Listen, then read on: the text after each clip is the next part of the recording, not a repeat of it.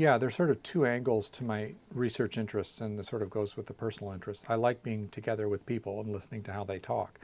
One interest tends to be sort of like on what we say the actual structural components or syntactic components, like how people string words together to form sentences.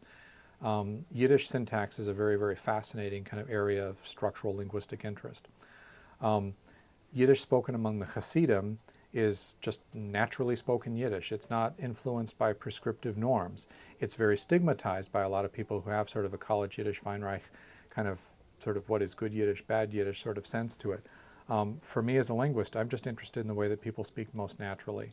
And so because the last large groups of speakers that used Yiddish under natural circumstances are the Hasidim, I'm kind of naturally drawn to how they talk and how the language functions in their society. So then the other kind of branch of my research has to do with sort of language and faith, language and sort of social and religious identity, and kind of how that goes together as sort of language becoming both a marker of in-group identity and a kind of a barrier to total assimilation to the larger world.